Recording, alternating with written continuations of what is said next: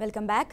గుంటూరు జిల్లా తెనాలిలోని రోడ్డు పక్కన ఉన్న పానీపూరి వ్యాపారికి అరుదైన అవకాశం దక్కింది. తెనాలికి బాలాజీరావుపేటకు చెందిన మేఘావత్ చిరంజీవి అనే వ్యాపారి గణేష్ పానీపూరి సెంటర్ నడుపుతున్నాడు.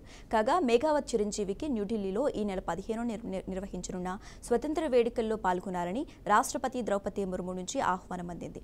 ఆహ్వాన ప్రతిని తపాలా కార్యాలయ అధికారులు శనివారం ఆయనకు అందజేశారు. చిరంజీవి బాలాజీరావుపేట రైల్వే స్టేషన్ వీధిలో పానీపూరి దుకాణం నడుపుతుంటారు.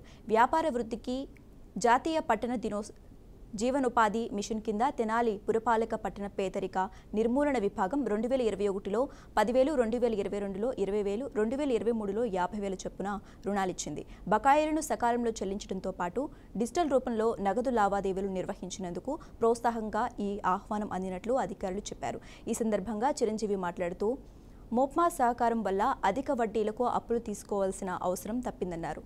అరుదైన ఆహ్వానం తెనాలివాసిగా తనకు రావటం ఆనందంగా ఉందని చెప్పారు.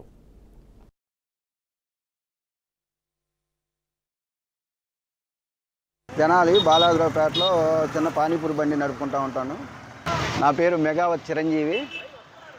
నాకు పిఎం స్వానిధి ద్వారా కేంద్ర ప్రభుత్వం 10,000 రూపాయలు 2021లో లోన్ ఇప్పించింది. ఆ లోన్ సకాలంలో కట్టడం మూలంగా 20,000 రూపాయలు నెక్స్ట్ టర్మ్ ఇప్పించారు. ఆ 20,000 రూపాయలు కూడా సకాలంలో కట్టడం మూలంగా 50,000 ఇప్పించారు. ఇవన్నీ డిజిటల్ పేమెంట్లో ఎక్కువగా చేయటం మూలంగా నాకు కేంద్ర ప్రభుత్వం నుంచి ద్రౌపది ముర్ము గారు ఇన్విటేషన్ కార్డు పంపించారు. 78వ స్వతంత్ర దినోత్సవానికి పాల్గొనమని. నన్ను స్టేట్ వైడ్లో ఒక్కడిగా ఎంపిక చేసినందుకు నాకు చాలా సంతోషకరంగా ఉంది. డిజిటల్ పేమెంట్లు ఎక్కువగా చేయటం మూలన అది కూడా సంతోషకరంగా ఉంది. నన్ను చూసి ఇంకోళ్ళు ఇన్స్పైర్ అవుతారేమో అని.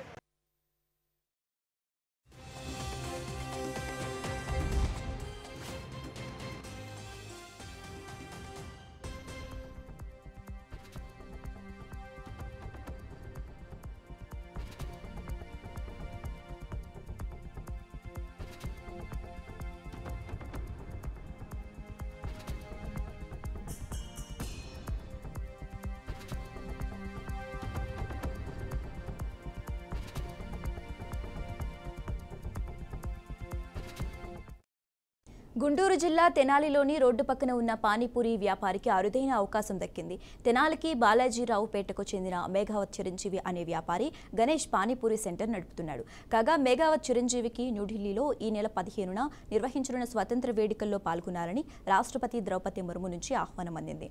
ఆహ్వాన పత్రికని తపాలా కార్యాలయ అధికారులు శనివారం ఆయనకు అందజేశారు.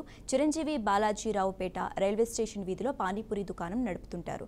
వ్యాపార వృద్ధికి జాతీయ పట్టణ జీవనోపాధి మిషన్ కింద తెనాలి పురపాలక పట్టణ పేదరిక నిర్మూలన విభాగం 2021లో 10,000, 2022లో 20,000, 2023లో 50,000 చొప్పున రుణాలిచ్చింది. బకాయిలను సకాలంలో చెల్లించడంతో పాటు డిజిటల్ రూపంలో నగదు లావాదేవీలు నిర్వహించినందుకు ప్రోత్సాహకంగా ఈ ఆహ్వానం అందినట్లు అధికారులు చెప్పారు. ఈ సందర్భంగా చిరంజీవి మాట్లాడుతూ మోప్మా సహకారం వల్ల అధిక వడ్డీలకు అప్పులు తెచ్చుకోవాల్సిన అవసరం తప్పిందన్నారు. అరుదైన ఆహ్వానం తెనాలివాసిగా తనకు రావటం ఆనందంగా ఉందని చెప్పారు.